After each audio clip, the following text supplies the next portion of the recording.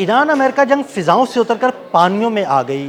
America ने आबना Hormuz में कई समुद्री ड्रोन्स छोड़ दिए और ईरान ने भी इन समुद्री ड्रोन्स से निपटने के लिए एक नया सिस्टम मुतारिफ करा दिया। इस बारे में आमिर रज़ा से बात करते हैं।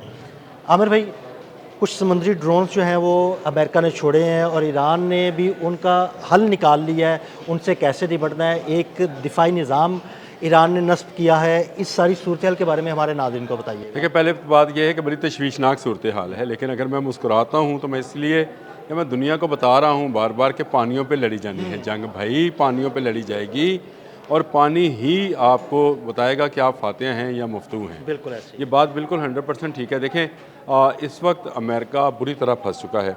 अमेरिका को बहुत ज़्यादा नुकसान उनके मेरीन्स का हुआ है। अमेरिका के ख़ुद सदर कहते हैं कि अब्राहम लिंकन पर 111 मिसाइल आ रहे थे। यानी वो उनके खौफ का अंदाज़ा करें कि वो मिसाइल, इसका मतलब है इन्होंने गिने भी थे। बहुत इंटरसेप्ट भी होंगे, लेकिन मुझे पता है अब्राहम लिंकन जो है वो ज़ख्मी हुआ था, जराल्ड फोर्ट ज़ख्मी हुआ था। उसके बाद जो ईरानी कश्तियाँ थी, तेज़ रफ्तार कश्तियाँ, वो आती थी और ऑपरेशंस करती थी और जहाज़ों को नुकसान पहुँचाती थी। इसके साथ साथ एक रिपोर्ट है CNN की और बहुत सारे दूसरे गैर मुल्की इदारों की भी, उनके ख्याल में कि ईरान के पास अंडर द सी ऐसा एक मिसाइल सिटी है जिसके अंदर कामाकाजी ड्रोन्स मौजूद हैं। ये कामाकाजी ड्रोन्स जो हैं ये गाइडेंस हासिल करते हैं बाइडो के ज़रिए, हाँ जी, बिल्कुल। जो एक सिस्टम है, चाइनीज़ सिस्टम है नेविगेशन का।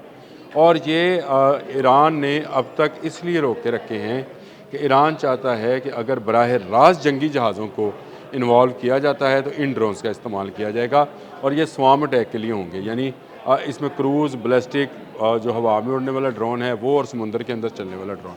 इससे पहले क्रूजियर के नाम पे एक ड्रोन जो है अमेरिका ने भी मुतारफ़ करा दिया है।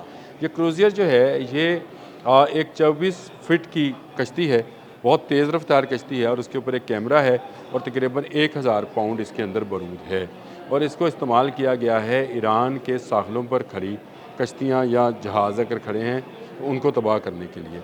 ये अब जंग जो है ये जहाज़ों से निकल के ड्रोन्स पर आ गई है। पहले फ़ज़ा में ड्रोन्स का मुकाबला हो रहा था, कहीं कहीं शायद 136 का पढ़ रहे थे, शायद 136 का। फिर हमने पढ़ा MQ-9 ड्रोन्स जो थे अमेरिका के, वो फ़ज़ा में थे।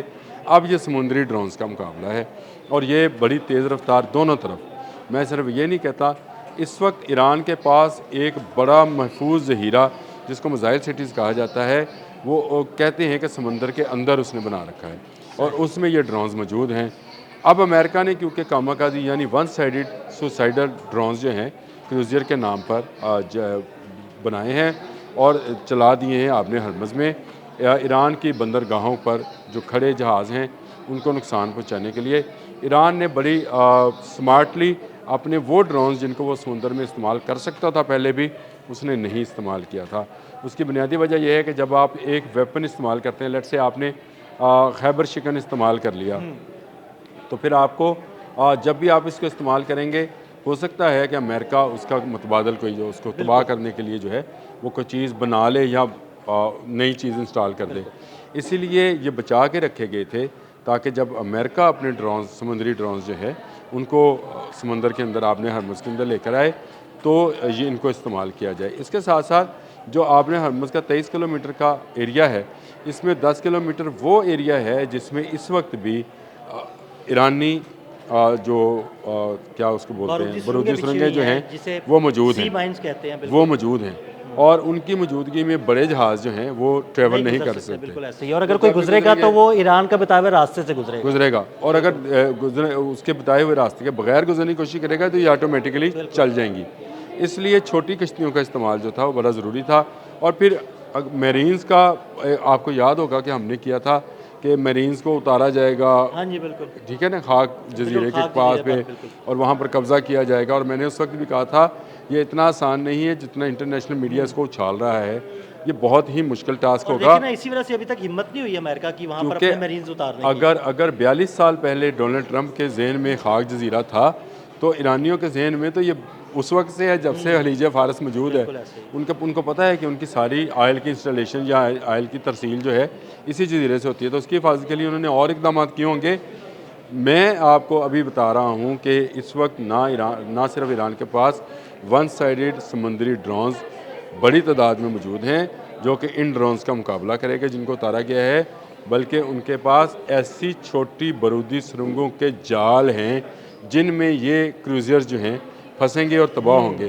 देखिए, अमेरिका इनको सैटेलाइट की मदद से गाइड कर रहा है और इनके ऊपर लगे कैमरे के ज़रिए से है वो काफ़ी दूर से इमेजेस जो है वो हासिल करता है और उसी में जाकर ये टकरा जाते हैं। लेकिन ईरान तो मैं समझता हूँ इनसे अगली चीज़ों पर चला जाता है।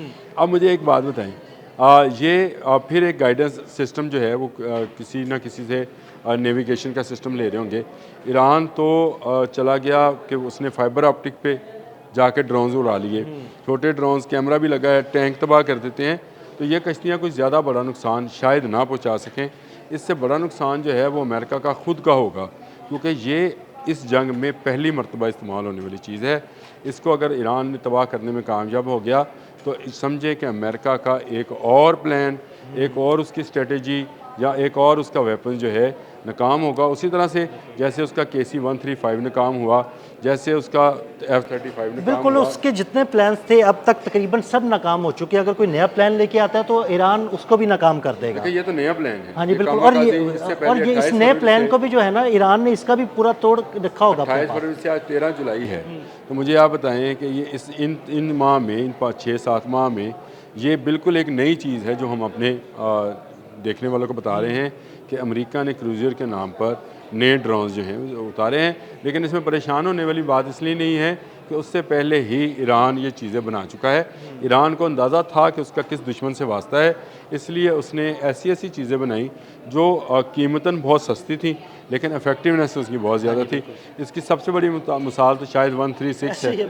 55 सीसी का इंजन है और वो उसको रोकने वाला कोई चंद हज़ार रुपए का ड्रोन है और तबाही बर्बादी मचाता है।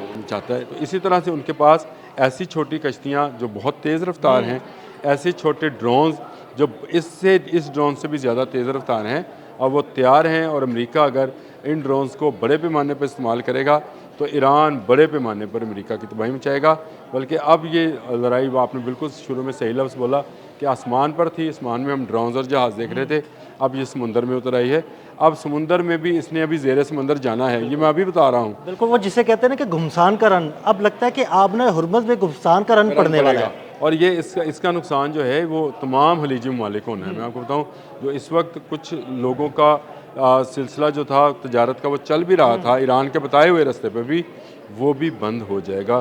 क्या अमेरिका और दुनिया अफोर्ड करती है कि आपने हुर्मुज़ जो है ये हमेशा हमेशा के लिए ईरान बंद कर दे? अगर ये चाहते हैं तो इस जंग को मज़ीद तोसी दे लें, मज़ीद वसी कर लें।